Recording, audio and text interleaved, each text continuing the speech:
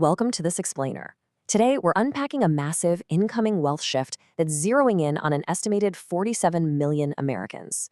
If you rely on retirement savings, collect a monthly benefit, or still have a mortgage, listen up because the next few weeks are absolutely critical.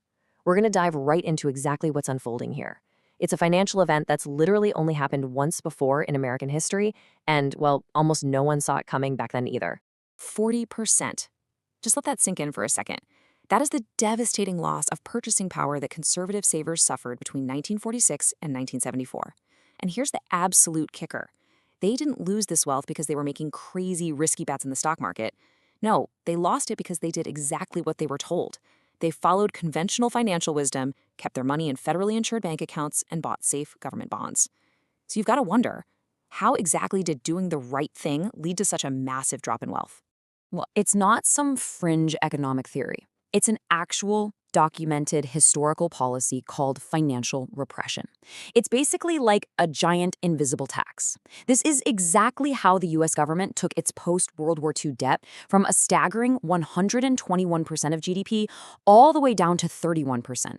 And they did it without ever running a budget surplus big enough to actually pay down the principal. It's wild. By deliberately suppressing the interest rates paid to savers so they stay below the actual rate of inflation, the government slowly and silently transfers wealth from the savers to the borrowers. And based on the sources we're analyzing in this explainer, this precise mechanism is being reactivated as we speak. Section 1. The biggest losers. Following bad advice. Let's take a look at three personas: Patricia, Robert, and David. These are three retirees whose perfectly responsible textbook financial habits are actually structurally engineered to fail under this new framework. Patricia is your classic cash saver, keeping her money safe in a bank.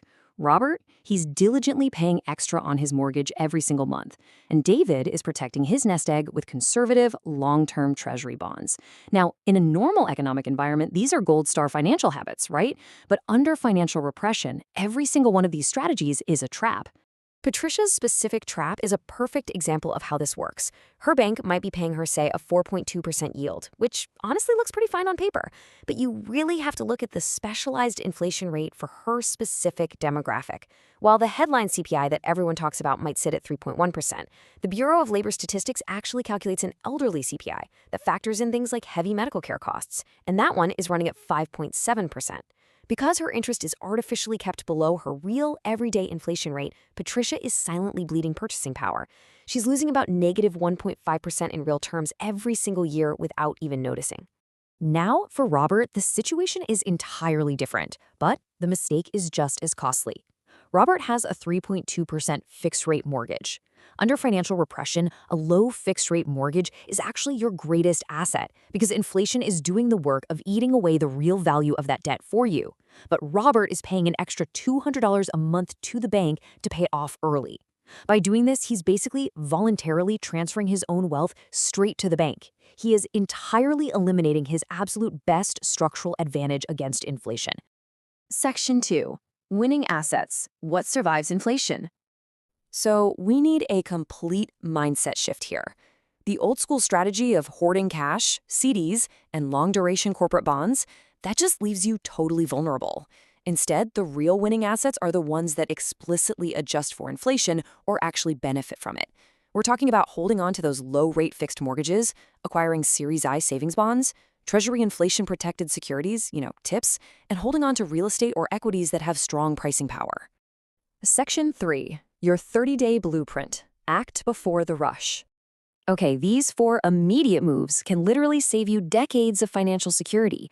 It all starts with Step 1, a quick 15-minute audit of your fixed income exposure. Just add up your cash, CDs, and bonds to see exactly how much of your wealth is currently sitting in those structurally losing assets. Step 2, as we mentioned, is to immediately stop making extra principal payments on any mortgage below 5.5%. Step 3 involves shifting those vulnerable cash reserves into I-Bonds and TIPS. And Step 4 is absolutely crucial for anyone with a pension. You've got to verify whether it actually has built-in inflation adjustments. Now, while we're on the topic of repositioning into assets like I-bonds, I want to highlight an authentic, honestly incredible statutory protection that is specifically geared toward grandparents. It's anchored right there in the tax law, Internal Revenue Code, Section 135. It is absolutely crucial to pay close attention to the specific legal codes that govern your money right now. Check this out. Under the specific tax code, if you use the yield from your Series I savings bonds to pay for a grandchild's qualified higher education expenses, all of that accumulated interest is completely exempt from federal income tax. No way, right? So not only are you legally protecting your principal from inflation, which, by the way, could be yielding 5% to 7% annually, but you're also executing one of the absolute most tax-efficient generational wealth transfers available to American households today. Next up, you have to check your pension's legal framework. This is another area where the fine print literally dictates your financial survival.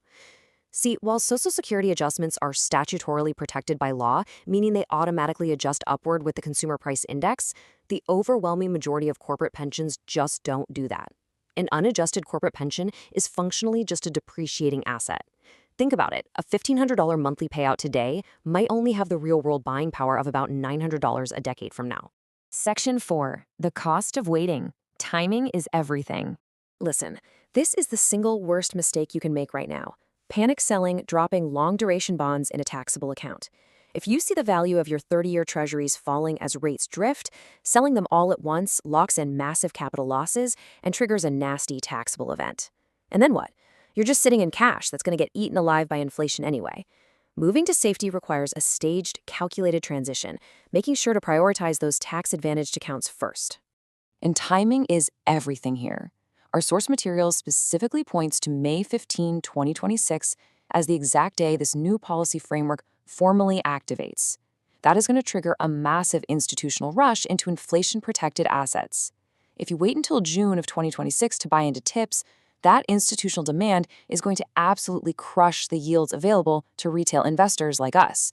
Latecomers stand to lose between $8,000 and $15,000 in purchasing power per $100,000 invested, simply because they waited too long to make the trade. The thing about financial repression is that it doesn't come with a loud announcement or a sudden market crash. It operates silently, just slowly eroding your wealth in the background. So I'm going to leave you with this final thought to consider. Check those specific tax codes, take a hard look at your asset allocation, and decide how you are going to navigate this hidden transfer of wealth. Will your savings survive the next decade, or will you silently pay off the national debt? Thanks for joining me on this explainer, and I highly encourage you to review your own portfolio today to see exactly where you stand.